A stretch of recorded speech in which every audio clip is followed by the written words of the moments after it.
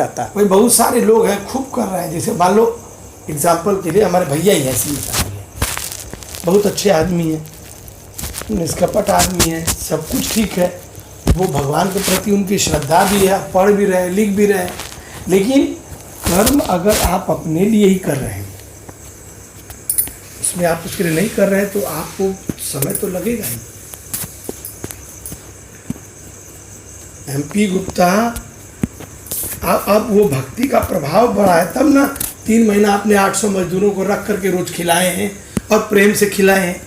पहले अच्छा मान लो तुम खिलाओ भी और प्रेम से ना खिलाओ तो भी उसका पुण्य नहीं मिलेगा। उनमें बहुत परिवर्तन हुआ है, बहुत ज्यादा। अरे गुरुजी, हम तो देख रहे हैं, हम अपने आसपास जितने लोग हैं, जितना अच्छा प्रगति उनकी है, मैंने किसी का नहीं देखा। उनका माइंड इतना तर्कवादी पर जा रहा है, इतना तर्कवादी आदमी, इतना भौतिकवादी आदमी 10 सेंटेंस में 5 सेंटेंस में भोलेनाथ की बात करते हैं। मैं तो उनको बहुत एडमायर कर रहा हूँ इससे। और वो तो आदमी के चेहरे से झलकने लगता है। जब भी कुछ होगा किसी व्यक्ति में वास्तव में रूपांतरण, तो उसका चेहरा बदल जाता है, उसकी आंखें बदल जाती हैं, उसके हाव भाव, आचार विचार, उठने बैठने, सबका तरीका सलीका सब बदल जाता है। तो वह दिख रहा है, भावुकता आने लगती है ना गुरु जी। हाँ बिल्कुल, पहले भावुक को बिल्कुल ही नहीं थे, बहुत रिजिड माइंडेड थे, भावना उनमें आ जाती है। अब भावना इतना प्रबल बातें करते हैं। कभी MP गुप्ता को भावना में बातें करते तो हमें देखा ही नहीं था, अब वो भावना में बातें करते हैं। थोड़ा बहुत तो था, ऐसा नहीं है, बहुत कैलकुलेटिव बात भाव थे पहले भी तो ना। जो भीतर की जो कठोरता है ना, वो पिघल करके आओ निकल गए। बहुत कठोर रूप में हमने उनको देखा है। जब मैं दिल्ली में था, बहुत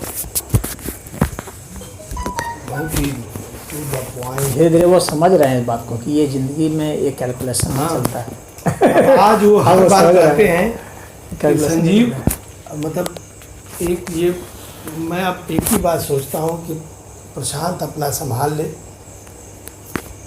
और अब मैं इसके रोजमर्रा के बस वो प्रशांत संभाल ले। अब मैं भगवत भजन में 3 महीना लॉकडाउन में करते, मुझे बहुत अच्छा लगा। आदमी को क्या छटपटाता है, या तो ये नुकसान हो रहा है, वो नुकसान हो रहा था, कि उनका रोज नुकसान हो रहा था। 800 लोगों को, उनका क्या कहा थी, सब लोग का हो रहा था, नहीं उनका भी विश्व में हर आदमी का नुकसान हो रहा था। ये ऐसी स्थिति बन गई थी। एक आदमी है, लेकिन समझिए ये भी अचंभा मानो कि एक छोटे से अणु ने पूरे विश्व के कितने अणु परमाणुओं को प्रभावित किया।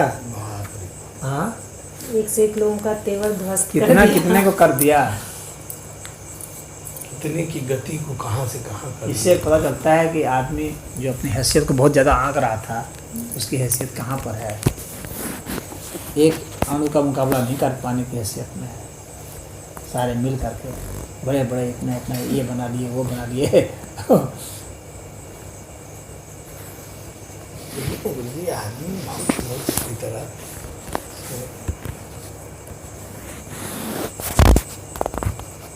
देखो अभी ये वो हथनी वाला केस तो देखे ना, केरल का कितना दुष्टता वाला काम किया है। हम पूरा केस जाने नहीं, क्या उसको मार दिए सब। ऐसा है ना कि वो क्या हुआ है गर्भवती थी, गर्भवती हथनी थी, तो वो गांव में घूम रही थी कि मतलब कुछ खाने को मिल जाए, तो 2 मुसलमानों ने क्या किया कि अच्छा मुस्लिम थे वो? हाँ मुस्लिम थे, पता चल पकड़ा गए ना साहब, गिरफ्तार भी हो गए हैं। हाँ, तो उसने अनानास में जो बम भर दी और उसको खिला दी हथनी को।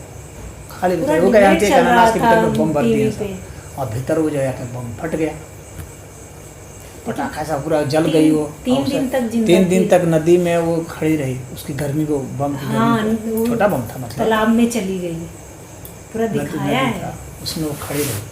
तो तीसरे दिन मर गई, उसके बगल का बच्चा भी मर गया, वही मर गया। इतना दुष्टता वाला काम किया, और ये बहुत खतरनाक काम हुआ है। सिर्फ उस हथनी के मरने कारण नहीं, बल्कि उसका प्रयोग कई जानवरों में हो रहा है। हाँ, सुअर को भी मारा जा रहा है, खेत बचाने के लिए। वहाँ की सरकार ने अनुमति दे दिया है ना, वहाँ की सरकार का ही तो सारा कांड है कम्युनिस्ट सरकार का, कि वह सुअरों को मारने के लिए और कई कई जानवरों को मारने के लिए कर रहे हैं, और उसी से किसी आदमी को भी मारा जाएगा किसी दिन। अब फल के भीतर में बम भर देंगे, कोई आदमी खाएगा वो मर जाएगा। ये कांड भी कर सकते हैं सर। बहुत बहस चल रही थी टीवी इस पर आतंकवाद बहुत बढ़ सकता है। अरे तो अभी आदमी अभी उस पर हम एक व्हाट्सएप पर देख रहे थे इस बुद्धि से आदमी अपना का बहुत नाश करेगा कि मुसलमानों में जब विशेष किसी को दावत देनी होती है तो पता नहीं कोई दावत जानती हो, कौन सी दावत देते हैं, वो गर्भवती बकरी को काटना जिसका बच्चा प्रेग्नेंट है और वो बच्चे को निकाल के भून के खिलाना, ये विशेष दावत है। मतलब बकरी के बच्चे को पेट में का ही निकाल कर। हाँ, मतलब वही इसीलिए तो उसने कहा था, जो मैं बता रहा था कि इस्लाम और कुछ नहीं है, सिर्फ यातनाओं देने के भिन्न भिन्न तरीके हैं। जितना क्रूर से क्रूर कर्म घृणित से घृणित हो सकता है, सबसे विशेष दावत क्या होती है कि वो बकरी मारना, सताना, जिसके अधिक से अधिक पेट में बच्चा बच्चा है कैसी कर सकता और उसको काट के फाड़ के उस बच्चे को निकाल के उसका मांस बनाना, तो क्या कि ये विशेष दावत है। जितना अधिक से अधिक हम लोगों को सता सकते हैं या जीवों को सता सकते हैं, प्रताड़ित कर सकते हैं, अपमानित कर सकते हैं, यानी जितने जिसको दुर्गुण कहा जाता है एक अर्थ में, उसको ही अपने आचरण में ले आना ही वहाँ सऊदी अरब में जो बड़े शेख होते हैं एक दावत देते हैं, वो दावत बहुत मशहूर दावत मानी जाती है। क्या दावत होती है कि पहले एक ऊँट मारते हैं, ऊँट का पेट फाड़ करके, फिर उसमें एक बकरा मार के, बकरी को मार के उसको रखते हैं, फिर बकरी का पेट फाड़ करके उसमें जैसे ये चीतल उतल बत्तख को रखते हैं, फिर वापस सबको सिलते हैं और फिर टंडे पे लगा के भूनते हैं। तो जब अंदर वाला भुना जाता है वो शेख का सबसे वीआईपी दावत है। फिर उसमें उनको चित्तल को भी उसको भी काट कर उसमें मछली डाल देते हैं। वो करते ही हैं। मछली डाल देते हैं, हमको तो कोई मछली को काट करके फिर उसमें थोड़ा सा मेढक डाल देते हैं। पता है ना कि नहीं, सब ऐसे नहीं होते हैं, मैं सबको ऐसे ही मानती हूँ, मुझे पता नहीं कि वैसा उसमें सिद्धांत ही ऐसा दिया गया है, वैसे सबको होना बना है, उसमें लाचारी है। ऐसा नहीं है कि वहाँ विकल्प है कि आप नहीं होंगे तो फिर आप काफिरों की कैटेगरी में शामिल हो गए, मुरीद बन गए, अब आपके खिलाफ फतवा जारी होगा। एक मैं गालिब कमाल का वो एक वीडियो देख रहा था, तो उसमें एक्स स्पार्टकस और वो दोनों जो है किसी के प्रश्न का उत्तर दे रहे थे। कोई एक आदमी था, उसने प्रश्न पूछा था हम लोग से कि मुसलमानों में क्रिटिकल थिंकिंग क्यों नहीं होती है, ये प्रश्न किसी ने पूछा था, किसी दर्शक ने। तो एक्स स्पार्टकस उत्तर दे रहा था कि क्यों नहीं क्रिटिकल थिंकिंग होती है, कैसे कैसे इस्लाम में सोचने, अपने हिसाब से सोचने के लिए पाबंदी कर दी गई है, और ऐसे मतलब आप उस पर नुक्ताचीनी नहीं कर सकते, मानना है जो जो कहा गया मानना है इस पर। तो उसी पर गालिब कमाल ने कहा कि अरे जनाब कहाँ क्रिटिकल थिंकिंग में पड़े हैं, यहाँ तो थिंकिंग के लिए ही मना है, तो क्रिटिकल थिंकिंग की बात करते हैं। सही बात है भाई, मुसल्लम ईमान लाओ इस पर। हाँ, थिंकिंग ही नहीं करना मान हो। तो वही गालिब कमाल ने कहा कि इनका अगर बस चले, अगर ऐसा इनके पास वो हो जाए तो आदमी के सोचने का दिमाग वाला हिस्सा ही निकाल देते हैं। देखिए ये हिस्सा ही निकाल, उसकी ज़रूरत ही नहीं है।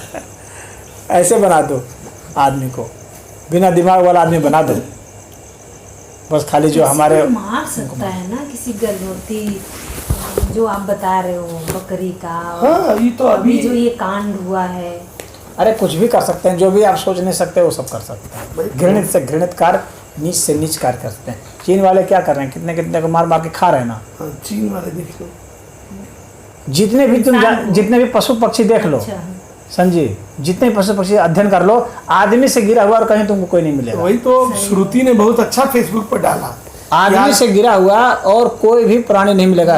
वे अगर मार के खाते भी हैं ना, शेर भी जो मार के खाता है ना, तो ये नहीं कि XYZ सबको मार के नष्ट नहीं करता है। इस तरह अरे अभी एक वीडियो दिखा रहा था कि शेर ने बंदर को मारा जब और बंदरिया के पेट में बच्चा था, उस बच्चे को उसने जब पेट फाड़ा, उसमें बच्चा उसको जिंदा मिला और उसको बहुत अफसोस हुआ।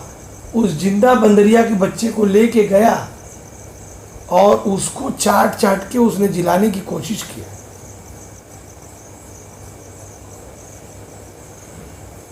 वो वीडियो आज ही हमने देखा था, कल देखा था। मनुष्य सबसे क्रूरतम है, और लेकिन मनुष्य में सबसे देवत्व भी आ जाता है। ये दोनों ही है। मनुष्य जो है ना एक ऐसी स्थिति में है, मनुष्य का इसका नाम मनुष्य क्यों रखा गया है? इसमें मनुष्य जो है ना ये मन की वजह से है। हम लोग का मन जो है ना इसको चाहे तो श्रेष्ठ से श्रेष्ठ बना ले और चाहे तो अधम से अधम बना ले, क्योंकि इसका मन विकसित है ना, इसीलिए मनुष्य है। मनु जो है, जो मनु कहा जाता है ना, तो ये मनु और कुछ नहीं, ये मन है। मन की हमारी जो रचना है, तो हम लोग का जो मन है वह हम लोग कहाँ तक उसको फैला लें, क्योंकि हम लोग का अन्य प्राणियों की अपेक्षा हम लोग का मन ज़्यादा विकसित है। विकसित इस अर्थ में है कि ये कई दिशाओं में जा सकता है, उस अर्थ में विकसित है। तो हम लोग अच्छे से अच्छे बन जाएं और हम लोग बहुत ज़्यादा पतन में भी चले जाएं। तो इसीलिए मनुष्य जब क्रूरता पर उतरता है, तो नीचता पर उतरता है, तो ये नीचता की हद सब पार कर देगा। कोई जानवर उसको नहीं छू सकता फिर नीचता में, और अगर उच्चता की ओर जाएगा तो उसमें भी ये हद पार कर देगा। कोई जानवर नहीं जो है सभी बच्चों को ऐसे ऐसे उठा करके शिला पर पटक दे रहा है। कंस हाँ, मैंने माँ के सामने, पिता के सामने बच्चों को वही पत्थर पर दम वो पटक दे रहा है, वो उतना कुछ नहीं है। जो इस्लाम की हिस्ट्री तुम पढ़ोगे ना तो तुमको शर्म आ जाएगी। कुछ नहीं हुआ। ये 1947 की घटना जो है, जब भारत का विभाजन हुआ था, उसमें जानते हो क्या हुआ था?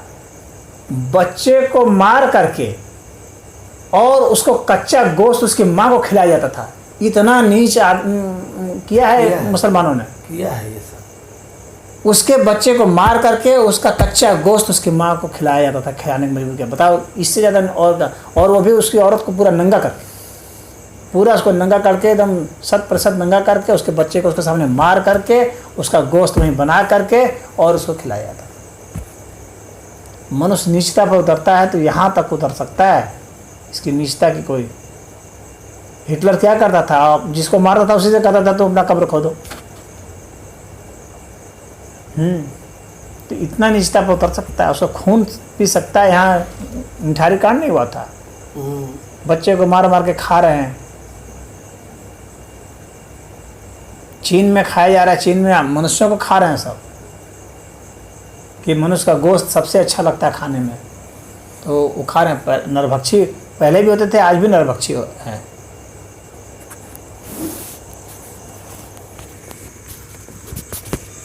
कानून बनाने की ज़रूरत है। यहाँ पर क्यों इतनी पड़ गई? बाकियों में जो है ना, वो जो कानून है ना, वे एक तरह से प्राकृतिक टाइप से कानून है। मनुष्यों के जो कानून हैं, इतनी जटिलता के कानून हैं, क्यों बनाने की ज़रूरत पड़ गई? क्योंकि इतने ज़्यादा नीचता पर उतर सकता है। इसका मन इतना ज़्यादा तरह से डाइवर्सिफाई होता है कि ये किसी भी तरह से कुछ भी कर सकता है। वो कौन था ना, कौन अमीन, अदी अमीन की कौन था ना, ये एक नहीं था शासक, डिक्टेटर था उधर अफ्रीका वगैरह में।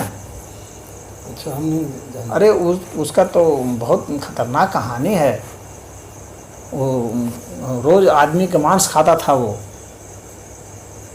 और वो हेड था अपने स्टेट का। इस समय की बात है, हाल फिलहाल की बात है।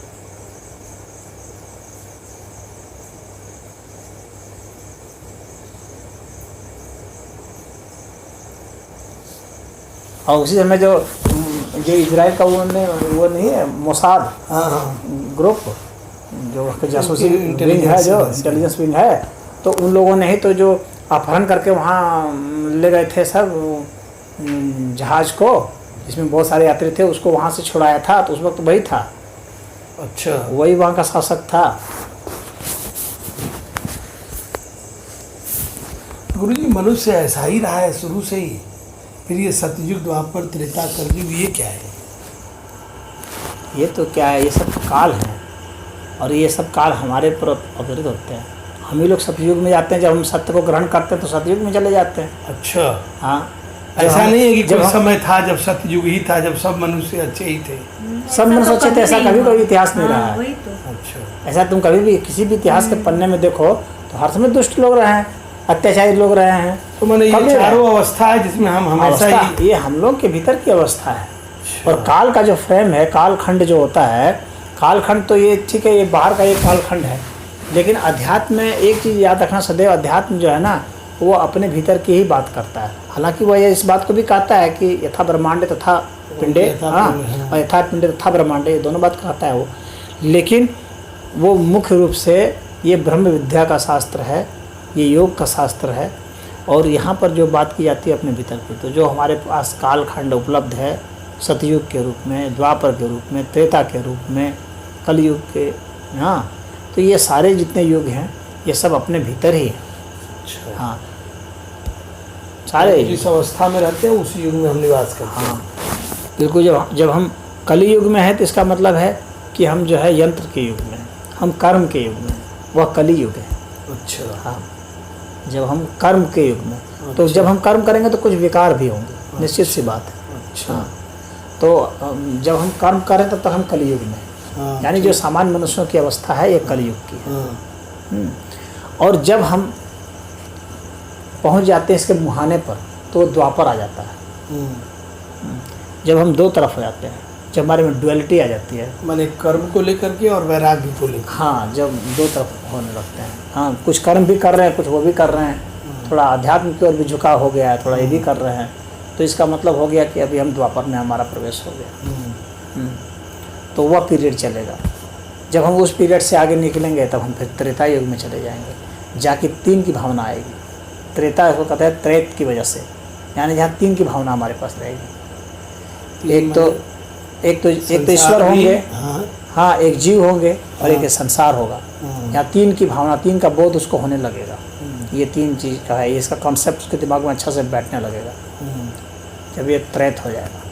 और जब ये तीनों जब एकाकार हो जाएगा तो सत हो जाएगा, जब वो जो ट्रुथ, हाँ, तो वो सतयुग हो जाएगा। सतयुग, सत का मतलब होता है कि उसका सार जो है, हाँ, जो वास्तव में कंटेंट है जो उसका, वो होगा सतयुग। और उसी को जब हम एक्सप्रेस करते हैं तो सत्य हो जाता है। सत्य जब एक्सप्रेस्ड होता है तो सत्य हो जाता है। सत्य और सत्य में ये अंतर होता है, समझ लें। अच्छा, सत्य जब अपने को प्रकट करता है तो सत्य हो जाता है। सत्य माने जो उसका जो एक तरीके से सत्य मतलब जो तत्व है, जो तत्व है। हाँ, सत्य का मतलब है जो तत्व है, मूल तत्व जो है, और वह जो अपने को प्रकट करता है तो वो सत्य हो जाता है। तो हम सतयुग में प्रवेश करके फिर इसमें आ जाएंगे, त्रेता में, फिर द्वापर में, फिर कलयुग, वापस इस तरह से लौटेंगे, संत होकर कैसे लौट जाएंगे। तो हर व्यक्ति के भीतर में ये युग होते हैं, ये कालखंड होता है। काल क्या है? किसी तुलना ही तो है। काल किसको कहेंगे? तुलना को कहते हैं। हाँ, कोई भी जो दो घटना है उसकी तुलना को हम लोग काल कहते हैं। काल का ही मतलब होता है। तो ये जितने भी काल हैं या कलयुग वगैरह जितने भी ये कालखंड बनाए गए हैं, ये हम लोग के अंदर का आध्यात्मिक है। इसका मेरा कहने का मतलब ये नहीं है कि बाहरी नहीं है, बाहरी भी है, लेकिन यहाँ पर जो बतलाया गया है ये आध्यात्मिक ही है। तो जब बाहर का रेफरेंस से बताया जाएगा तो दूसरा बतलाया जाएगा, ब्रह्मांड का बतलाया जाएगा, इसका बताया जाएगा। और ऐसा भी कोई सोचे कि कोई ऐसा युग था जिसमें सारे आदमी बहुत अच्छे थे, ऐसा कभी युग नहीं रहा है और ऐसा कभी नहीं युग होगा। क्यों? अगर ऐसा युग हो जाता है तो फिर विकास कहाँ जाएगा? फिर विकास कहाँ हुआ? फिर तो वो विकसित अवस्था हो गई ना, वो संपूर्ण अवस्था हो गई, और तब फिर मानव नहीं रह जाएगा। फिर हम नहीं कह सकते कि वो मानव